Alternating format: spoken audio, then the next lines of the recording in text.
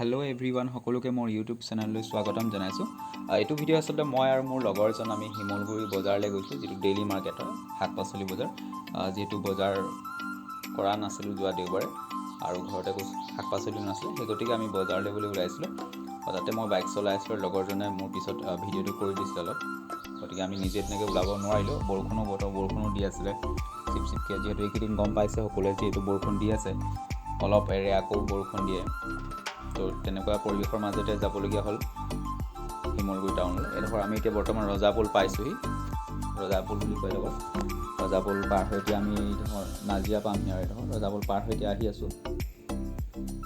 এডোখৰ নাজিৰা টাউন পোৱাগৈ নাই, অলপ আগত আমি পামগৈ আৰু নাজিৰা টাউন।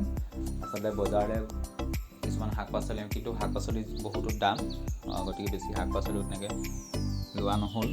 তাতে ভিডিঅ'টো আপোনালোকে শেষলৈ বজাৰৰ কিছু দৃশ্যাংশ দেখিবলৈ পাব, আৰু ভিডিঅ'টো চাই থাকিব। ভিডিঅ'টো চাই যদি ভাল পায়, লাইক কমেণ্ট কৰিব, আৰু আপোনাৰ চেনেল যিটো হয় চেনেলটো ছাবস্ক্ৰাইব কৰি ল'ব, আৰু কাষত থকা যিটো বেল আইকনটো প্ৰেছ কৰিব, যাতে মই যদি কিবা ভিডিঅ' আপলোড কৰোঁ তাতে আপোনালোকে যেতিয়া সোনকালে ভিডিঅ'ৰ নটিফিকেশ্যন পাই যাব।